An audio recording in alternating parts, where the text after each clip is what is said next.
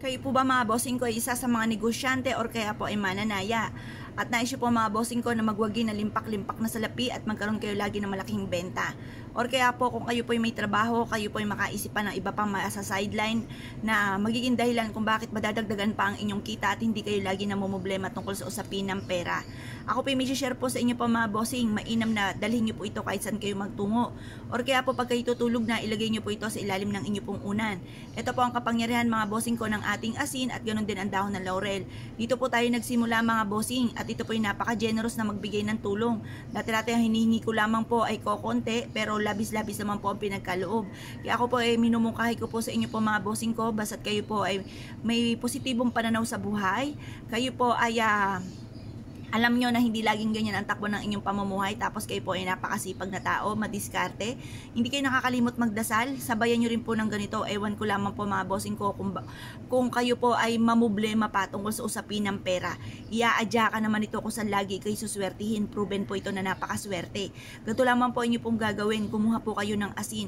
Ang asin mga bossing ko ay subok na nagtataboy ng mga kamalasan. At ito pong asin ay isa sa mga subok na mabisang proteksyon sa mga kamalasan. At ito pong asin ay subok na nagtatawag po ito ng swerte.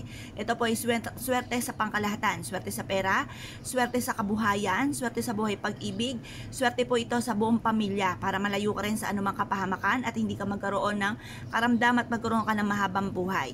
Ito namang ating dahon ng laurel ay isa sa mga unli wishes. Ito po mga bossing ko ay napaka-generous na magbigay ng tulong. Isa po ito sa mga blockbuster na pampaswerte.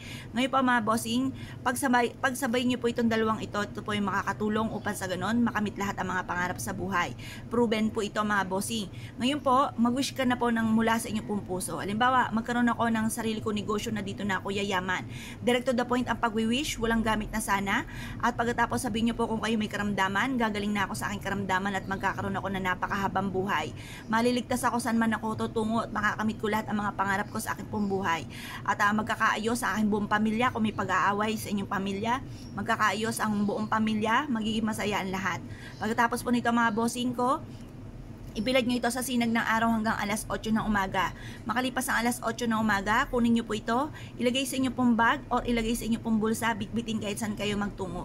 Ang dulot po nito ay napakaswerte. At sa gabi mga bossing ko, ilagay ito sa ilalim ng inyo pong unan. Upang sa ganon, makapahinga po kayo, makatulog ng mahimbing kasi may mga pagkakataon na ang dami mo mga problema, hindi ka makatulog. Kaya kailangan nyo po nito para makatulog ka ng mahimbing at makapag-isip ng tama. Ang mga taong hindi makatulog mga bossing ko, masakit ang ulo pagising at magulo ang isipan, hindi makaisip ng tama. Kaya yan po, magkakanda, kumbaga magsisegway na lamang po mga bossing ko ang inyo po mga pinaplano. Kumbaga wala kasiguraduhan ang tamang solusyon dahil nga po kayo ay walang tulog at kayo po ay kumbaga napapagod ang isipan, kaya hindi kayo makapag-isip ng tama at mainit pa ang ulo. Maaaring kapag naging maitin ang ulo, nakaaway na lahat sa miyembro ng inyong pamilya, lahat sa inyo ay galit. Kaya mas mainam meron kang proteksyon, makatulog ka ng mahimbing, makapag-isip ng tama, kakapitan kayo ng swerte. Ngayon pa mga bossing ko, kayo po naniniwala at nais po itong gawin, huwag na po kayo magpatumpik-tumpik pa. Subukan nyo po ito, proven po ito na maswerte. Ilan po mga bossing, salamat po.